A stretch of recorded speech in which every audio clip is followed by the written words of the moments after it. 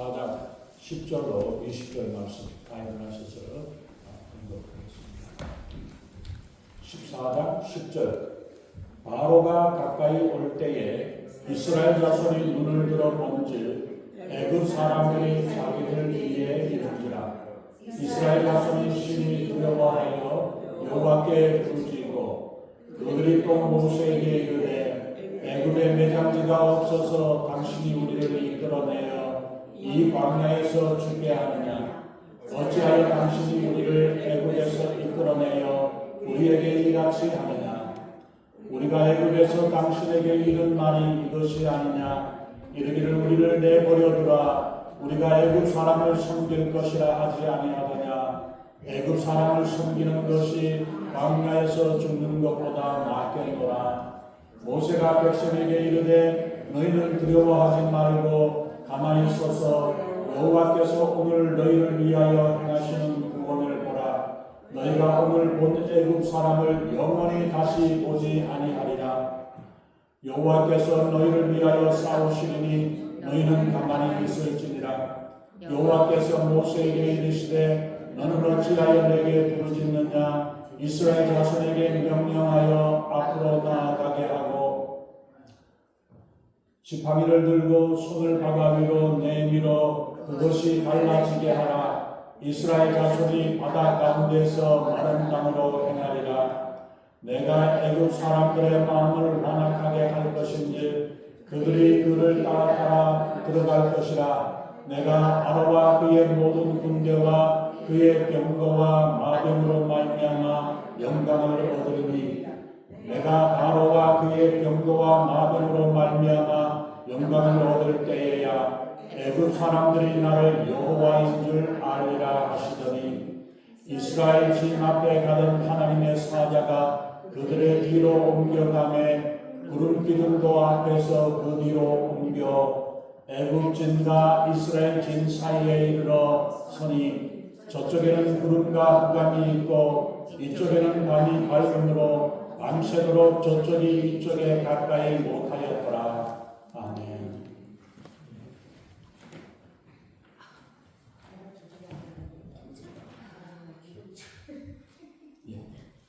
먼저 기도하겠습니다. 우리 하나님 아버지 주님의 귀하신 은혜와 사랑에 감사합니다. 하나님 이 시간도 저희들을 주장하시고 인도하사 이 세상에서 살아가면서도 세상에 속하지 아니하고 세상에 끌려다니지 아니하고 마귀에게 끌려다니지 아니하며 오직 하나님을 기쁘시게 하며 하나님과 함께하며 하나님의 인도하심 가운데 하나님의 속함 가운데 함께 살아가는 저희들에게 우리 하나님 아버지 함께하여 주시옵소서.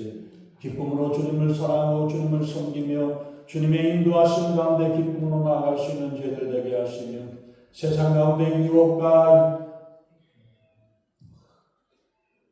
모든 협박 앞에서도 오직 주님만 바라고 주님만 의지하며 믿음으로 승리하는 저희들의 삶이 되게 우리 하나님 아버지 인도하시고 함께해 주시옵소서. 주님 말씀 증거할 때에 성령의 인도하심과 능력으로 함께하는 귀한 시간 은혜의 시간으로 충만케 하시고 인도해 주시옵소서. 감사드리며 우리 주 예수 이름으로 간절히 기도합나이다. 아멘.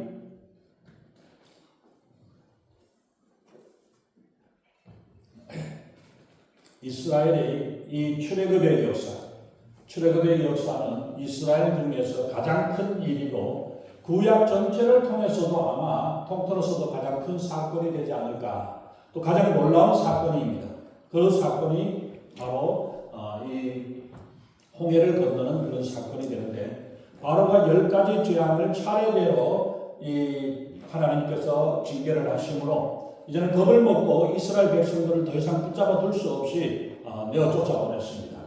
이 6월절의 역사를 겪은 후에 이스라엘이 출애굽할 때에 엄격결에 출발을 했지만은 이스라엘의 애굽을 떠나자마자 하나님께서는 낮에는 구름 기둥으로 밤에는 불 기둥으로 그들을 인도하셨다라고 말씀합니다. 바리바리 보따리를 싸들고 금은 폐물과 그러한 것들까지 가득 챙겨서 지긋지긋했던 노예 생활을 청산하고 애굽을 떠나는 그들 앞에 나타나신 하나님의 임재하심의 역사를 이스라엘 백성들은 눈으로 직접 보고 경험을 하게 되었습니다. 그들의 마음이 어떤 마음이겠습니까?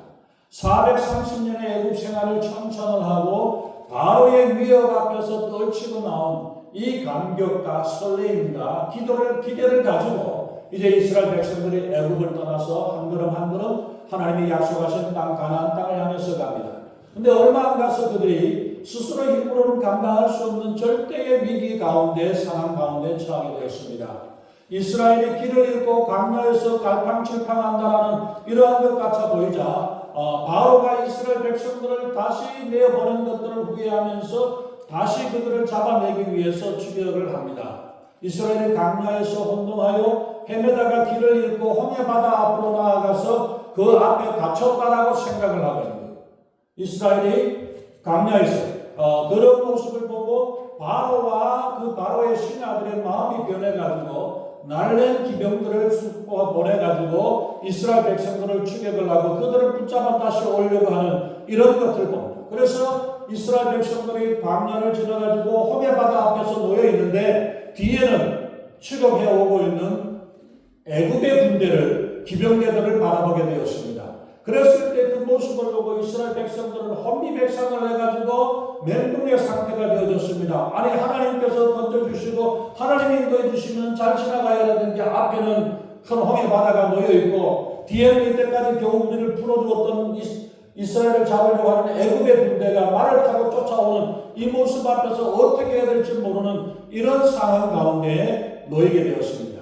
그 위기 앞에서 우리는 보면은 하나님의 인도하심으로 구름 기둥이나 불 기둥의 역사도 잊어버리고 그들이 심히 두려워하여서 여호와께 부르짖었더라고 말씀하는데 여기서 부르짖는 것은 기도하는 부르짖음이 아니라 비명을 지르는 부르짖음이 되고 원망의 소리를 나타내는 그런 부르짖음이었던 것을 봅니다. 그래서 12절에 있는 말씀을 보면은 애굽 사람을 섬기는 것이 광야에서 죽는 것보다 좋다고 하지 않았느냐? 왜 우리가 여기서 죽어야 되느냐? 차라리 애굽에서 그냥 바로에게 비유를 맞춰주고 바로의 노예로 그냥 살아가는데 그게 좋지 않느냐? 그 이야기를 하고 있는 모습입니다. 그래서 홍해로 광야길로 하나님께서 우리가 지난 시간에 보았던 대로 하나님은 원래 이스라엘 백성들이 있는 그 자리에서 곧바로 북동쪽으로 가면은 가나안 땅으로 갈 수 있는데도 불구하고 하나님께서 이들을 불러서 광야 남쪽으로 해서 남동쪽으로 들어가니까 그 앞에 홍해 바다가 가로막혀 있는 겁니다. 홍해 바다가 가로막혀 있는 이 모습을 보면서 이스라엘 백성들이 어쩔 줄 몰라 하는 그러한 모습들. 그랬을 때 하나님께서 왜 그렇게 하셨던가 곧바로 가지 아니하고 곧바로 가게 되면 블레셋의 군대들이 지키고 있기 때문에 또 이들이 놀라가지고 도망가서 또다시 애굽으로 돌아가 버리면 안 되겠다 싶어서 그래서 하나님께서 이스라엘 백성들을 홍해 바다에 있는 쪽으로 밀어가 보시고 또 그리고 하나님께서 기적의 역사를 직접 보여주기 위해서 하나님께서 그렇게 인도하셨던 것을 우리가 봅니다. 이 백성이 전쟁을 하면 마음을 돌이켜가지고 애굽으로 다시 도망갈까 해서 이것들을 하지 못하게 하기 위해서 하나님께서 일부러 그렇게 계획하신 겁니다. 하나님 인간의 마음이 얼마나 간사한지를 아셨습니다. 형편이 좋아지면 교만해지고 은혜를 잊어버리고 형편이 기대에 미치지 못하면 실망하고 옛사람의 모습, 옛 모습으로 돌아가는 것이 인간의 모습이고 인간의 마음이라는 것을 잘 아셨기 때문입니다. 그래서 하나님께서 하나님을 믿을 수밖에 없도록 그들을 고난의 훈련장으로 인도를 하신 것입니다. 하나님이 모세에게 무엇을 위해서 이렇게 이 사건을 계획하셨는가? 출애굽기 13장 17절 18절에서 말씀하죠. 이는 하나님이 말씀하시기를 이 백성이 전쟁을 하게 되면 마음을 돌이켜 애굽으로 돌아갈까 하였습니다. 그러므로 하나님이 홍해의 광야길로 돌려 백성을 인도하시매 이스라엘 자손이 애굽 땅에서 대열을 지어 나올 때에 라고 말씀하고 있죠. 바로를 유도해가지고 홍해로 자기를 홍해 바다에 갇혀있는 이스라엘을 보고 잡으러 따라올 때에 하나님께서 이스라엘 백성들은 홍해를 건너게 하시고 그것을 따라오는 바로가 홍해 바다에 들어왔을 때 물로 쳐서 다 몰살시킴으로 말미암아 하나님의 역사가 하나님의 능력이 어떠한 것인가를 이스라엘 백성들도 알아야 되지만 애굽의 군대가 이 역사를 보면서 여호와가 하나님이 어떤 분인가를 알게 하고 이 소식이 40년 뒤에도 여리고성에 있었던 기생라함이 겁을 내면서 하나님이 어떤 분인가를 생생하게 기억하고 있는 모습을 보죠. 바로 이처럼 하나님의 놀라우신 역사들을 미리 계획을 하고 준비하지만 이스라엘 백성들은 아무것도 모릅니다. 그냥 내 눈앞에는 홍해 바다가 있고 뒤에는 애국의 군대가 따라오니까 어쩔 줄 몰라가지고 하고 있는 이런 모습이 바로 이스라엘 백성들 이리 갈 수도 없고 나갈 수도 없는 이런 모습입니다. 하나님께서 홍해 바다 앞에서 전쟁을 하시는 하나님의 방법, 즉 바로를 홍해에 수장시키는 비결이나 이것이 어떠한 상태가 되어지는가를 한번 봐야겠습니다. 첫 번째 우리가 보면은 위기가 왔을 때에 이스라엘은 어느 편에 있느냐? 어느 편에 서 있습니까? 14장 11절 12절에 있는 말씀을 한번 보시기 바랍니다. 하나님의 백성이 바로를 섬기고 애굽의 노예로 살겠다고 벌벌 떨면서 너는 돌아가야 되겠다, 돌아가겠다, 여기서 죽고 싶지 않다, 돌아가겠다라고 하는 것이 이스라엘의 백성들의 모습입니다.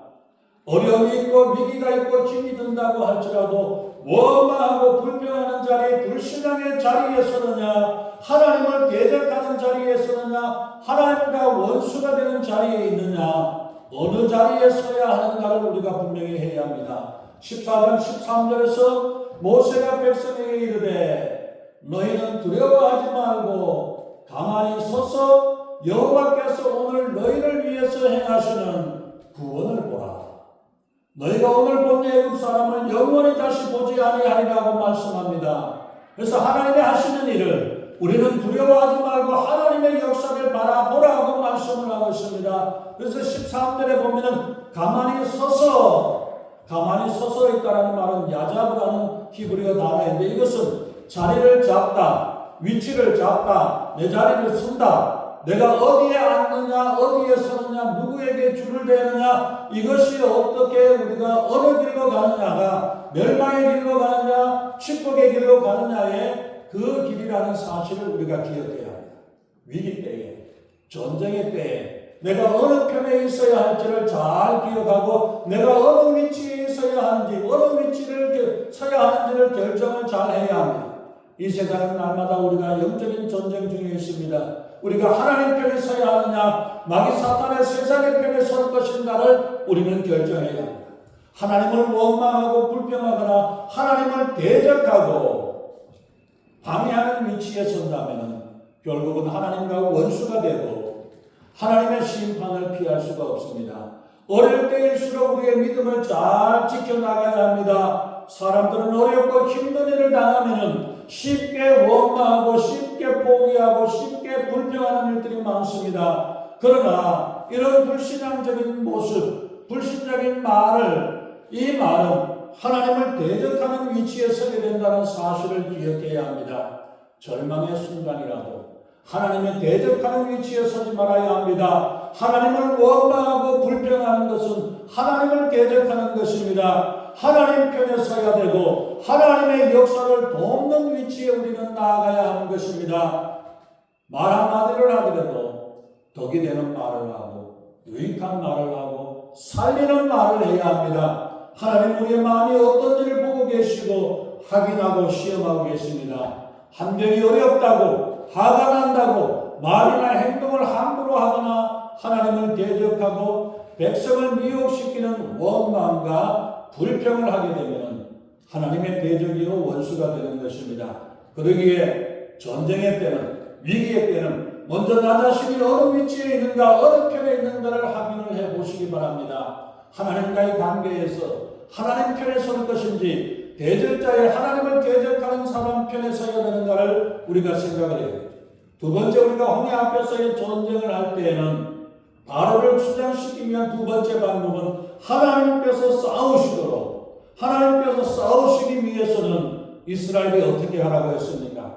14절에서 다시 말씀합니다. 여호와께서 너희를 위하여 싸우시리니 너희는 가만히 있을지어다. 하나님이 나서서 하는 일이고 하나님이 하시는 전쟁에 우리가 뭘 할 수 있겠습니까? 하나님이 하시는 역사를 가만히 있으라고 말씀하고 있습니다. 이 말씀은 잠잠하라, 불평하거나 원망하지 말라, 가만히 있으는 말은 잠잠하라, 입을 다물라, 침묵을 하라는 말씀입니다. 여리고 성을 함락을 시킬 때 하나님이 뭐라고 말씀합니까? 하루에 한 바퀴씩 매일 돌다가 안식일이 되었을 때 마지막 7일째에는 7바퀴를 돌라고 말씀할 때 그때에 조용히 하라. 말하지 말라 그랬어요. 말을 하면 어떤 말을 할까요? 처음에는 신나가지고 야 어떤 일이 될까 어떻게 일어날까 이런 생각을 할 수 있겠죠. 하루 돌고 이틀 돌고 사흘 돌고 돌아가면 이 뜨거운 태양 비춰서 길을 걸어가게 되면 어떻게 될까요? 뭐 하는 짓이에요? 왜 우리가 돌아야 되느냐? 돌아오면 뭐 하느냐? 이런저런 불평과 원망의 소리가 날 겁니다. 자, 마지막 7번째 돌아가면 하루에 한 바퀴 도는 것은 그래도 좀 돌 수 있습니다. 그런데 몇 킬로가 되는 3, 4킬로가 되는 길을 7번 돌라 그러면 이거 쉬운 일이 아니에요. 뜨거운 태양빛에 바깥에서 실내에서 가는 것도 아니고 그러면 어떻게 될까요? 원망하고 불평하는 일. 그런데 7번, 6번, 5번, 6번 도는데도 아무런 문제가 없이 여리고성이 그냥 그대로 멀쩡하게 서 있습니다. 그걸 보면 왜 우리가 이 일을 해야 돼? 왜 우리가 이런 고생을 해야 돼? 해가 아무리 금이라도 나가든지 뭔가 조금 이상한 징조라도 보이든지 이래야 될 텐데 아무 문제 없는데 이게 헛고생하는 게 아니냐. 분명히 불평하고 원망할 거야. 그래서 하나님께서 입 다물고 묵묵하게 따라하라. 돌아라고 말씀하고 있습니다. 거기서 가만히 있으라는 말씀이 바로 입을 벌리고 말하지 말고 가만히 있으라는 말씀을 합니다. 하나님을 불신하는 말, 하나님을 대적하는 언어는 모두 하나님과의 신뢰 관계를 무너뜨리게 됩니다. 우리의 말은 죽이는 말이 아니라 살리는 말이어야 합니다. 덕이 되는 말이어야 되고 유익한 말이어야 합니다. 우리 입에서 아직도 부정적인 말과 불신앙적인 말이 나온다는 것은 아직도 우리의 믿음이 부족하다는 것을 보여주고 있습니다. 한 입으로 두 말을 하는 자가 되어서는 안 됩니다. 거짓말을 반복듯이 하는 자가 되어서는 안 됩니다. 자기 앞에서도 자기가 거짓말하는 것을 내가 했다고 뒤집어 씌우는 사람도 보면 있습니다. 같은 입으로 찬송을 하고 또 불평과 원망하는 입은 그런 일이 되어서는 안 되죠. 원망이나 불평의 말은 하나님을 멸시하는 일이라고 말씀하고 있습니다. 민수기 14장 11절에서 하나님이 말씀하기를 여호와께서 모세에게 이르시되 이 백성이 어느 때까지 나를 멸시하겠느냐. 내가 그들 중에 모든 이적을 행한 것도 생각하지 아니하고 언제까지 나를 멸시하겠느냐라고 말씀을 합니다. 원망이나 불평은 바로 하나님을 멸시하는 태도요 관계를 무너뜨리는 불신앙의 행위라고 말씀합니다. 민수기 21장 5절과 6절에서는 보면은 백성이 하나님과 모세를 향하여서 원망하되 어찌하여 우리를 애굽에서 인도하여 올려서 이 광야에서 죽게 하는고 이곳에는 식물도 없고 물도 없도다. 우리 마음이 이 박한 식물을 싫어하노라 하매 여호와께서 불뱀을 백성들 중에 보내어 백성을 물게 함으로 이스라엘 백성 중에 죽은 자가 많으니라. 원망하고 불평하면서 왜 우리가 여기에 있어야 되고 왜 우리가 먹을 것도 없고 힘들고 어렵게 살아야 하느냐. 이 원망을 할 때 하나님께서 불뱀들을 내보내가지고 그 불평하는 자들을 물게 하고 죽은 사람들이 많았다라고 말씀하고 있죠. 바로 하나님을 원망하는 것은 불신앙의 모습을 그대로 보여주고 있다는 사실입니다. 광야에서 이스라엘을 원망하는 말을 하여서 많은 사람들이 죽었습니다. 불뱀을 부르는 부정적인 표현, 원망하는 말은 바로 악한 영을 불러들이게 됩니다. 자석을 여러분들이 모래밭에다가 한번 쭉 한번 이렇게 움직여 보세요. 그리고 올리면 어떻게 됩니까? 뭐가 딸려오죠. 딸려오는 게 있고 안 딸려오는 게 있어요. 자석에게 작용을 하면 거기에 붙어 달라붙는 것처럼 불평하는 말, 원망의 말, 의심의 말들 이런 말들을 통해서 끌려오는 게 있습니다. 끌려와요. 그런 말들을 그 말들을 함으로 말미암아 악한 일들이 생겨나고 악한 영들이 따라하고 좋아하는 일, 마귀 사탄이 좋아하는 일들을 그 말을 하게 되면서 왜 우리가 구별치 가겠습니까? 좋은 말을 하고 살리는 말을 하고 덕이 되는 말을 하면 하나님이 기뻐하시고 하나님이 다하시고 그러나 우리가 그 말을 버리고 악한 말을 하고 더러운 말을 하고 불평의 말들을 하게 되면은 악한 영이 좋아서 거기에 함께 붙게 되어지게 되어 있습니다. 믿음이 없는 사람, 믿음이 약한 사람들은 부정적인 말을 들으면 다 끌려갑니다. 우리가 믿음이 있는가를 확인을 하려면 부정적인 말과 원망의 말을 듣고서 어떻게 반응하는가를 보면 합니다. 그리고 내가 말을 하는데 부정적인 말을 하느냐, 긍정적인 말을 하고 믿음의 말을 하느냐, 어떤 말을 하느냐, 내 말을 통해서 다른 사람이 살아나고 새 힘을 얻게 되고 기쁨을 얻게 되는 사람, 그 말을 하는 사람인가? 아니면 내가 말하면 그 사람의 마음의 기쁨이 상해지고 마음이 아프게 되고 힘들게 되고 믿음이 떨어지는 그런 일들을 한다면 나는 마귀에게 속한 사람. 이것을 우리가 잘 분별해야 합니다. 사탄이 교회를 흔들고 사람들을 미혹시킬 때에 가장 쓰는 방법이 바로 이런 말들로, 가장 쉬운 말로 부정적으로 악한 말을 하고 거짓말을 하고 이런 이야기들로 사람들을 이끌어간다는 사실을 기억해야 합니다. 또한 홍해 바다에서 전쟁을 할 때에 바로의 물에 빠뜨려 죽이는 일들을 세 번째 비결이 무엇입니까? 세 번째, 이 큰 전쟁의 위기 상황에서 백성들은 무엇을 보고 무엇에 집중을 해야 하는가를 말씀하고 있습니다. 13절에서 보면 모세가 백성에게 이르되 너희는 두려워하지 말고 가만히 서서 여호와께서 오늘 너희를 위하여 행하시는 구원을 보라고 말씀합니다. 너희가 오늘 본 애굽 사람을 영원히 다시 보지 아니하리라고 말씀하죠. 13절에서 여호와께서 너희를 행하시는 구원을 보라. 이 보라는 말은 바로 바라본다, 주목하여 본다, 잘 분별해서 보고 잘 어떻게 되어지는가를 이것을 분별할 때 보아라는 것을 말씀을 합니다. 시험 당할 때에, 위기를 당할 때에, 어려움을 만날 때에 보통 사람들은 어떡합니까? 무엇을 보고 뭐에 집중을 합니까? 무엇을 보게 됩니까?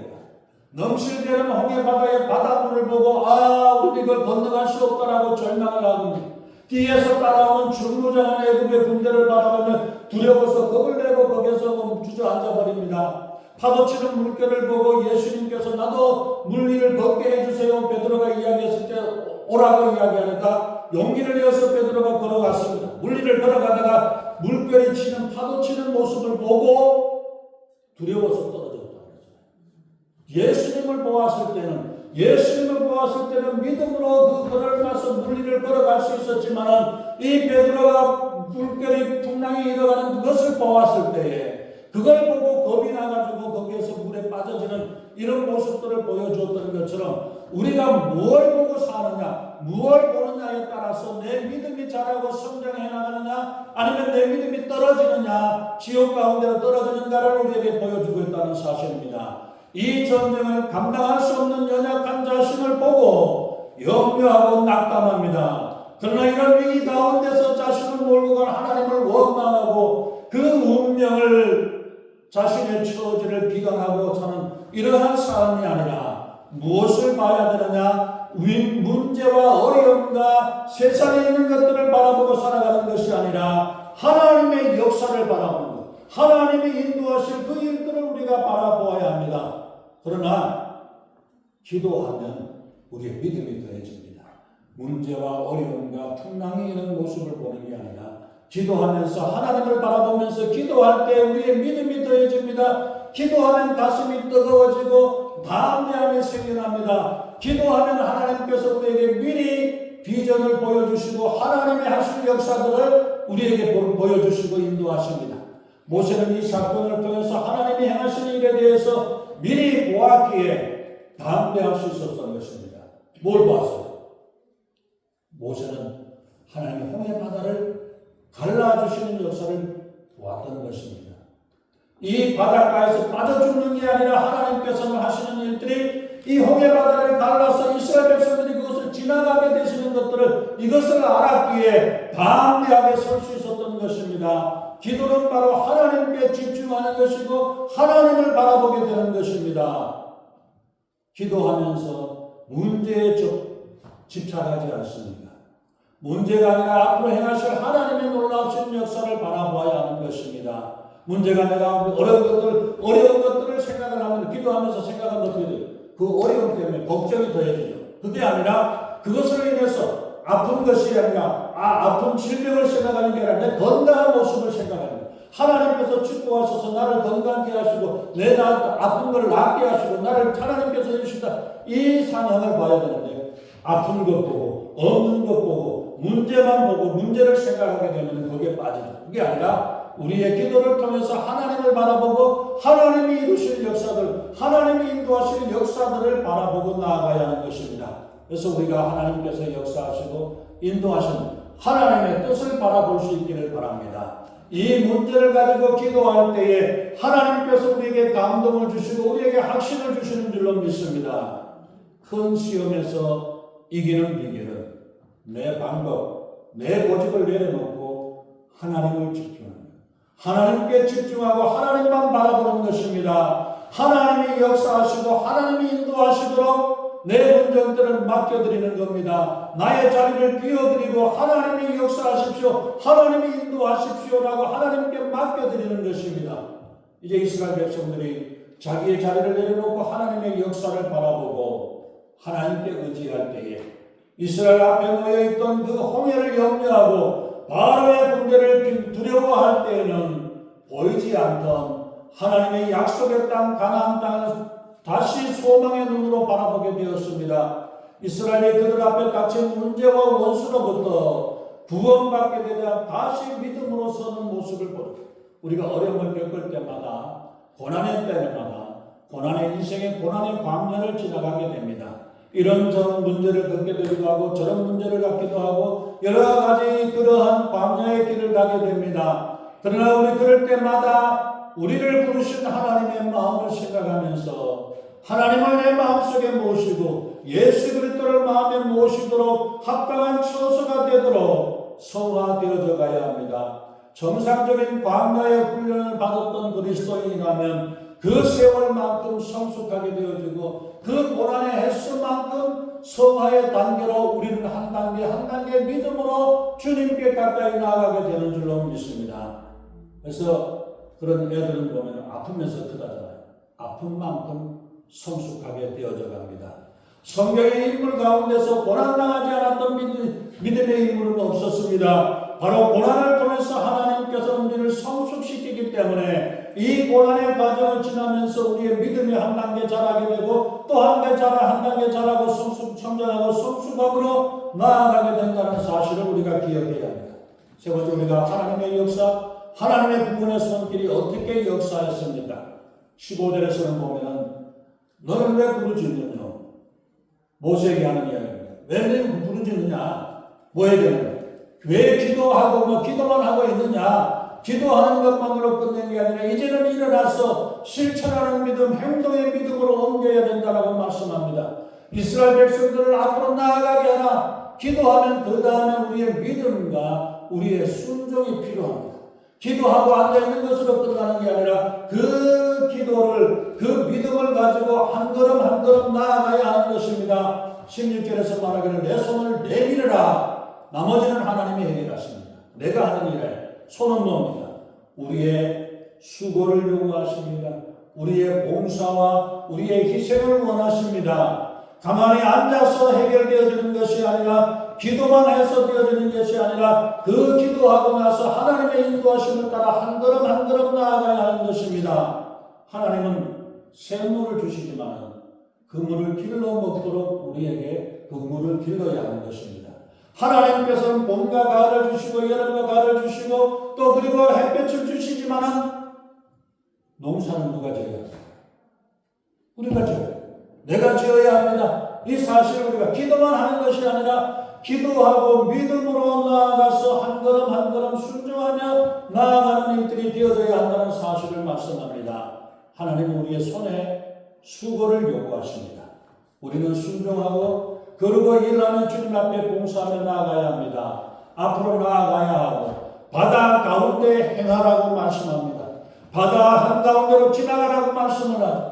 위기와 어려움 앞에서 장애물을 앞에서 물러서지 말고 장애물이 있다고 해서 뒤돌아가지 말고 앞으로 나아가라고 말씀합니다. 우리의 어려운 문제들은 믿음으로 해결할 수 있을 뿐 아니라 나서라, 일어서라라고 말씀을 합니다. 일어나야 합니다. 기적은 인간의 구경거리로 볼거리로 주어주시는 게 아니라 그 안에 담긴 하나님의 뜻을 우리가 잘 보여주는 그 표적을 말씀을 합니다.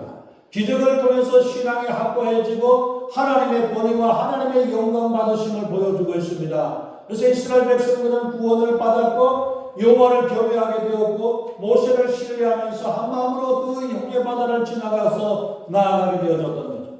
인간의 마음은 약합니다.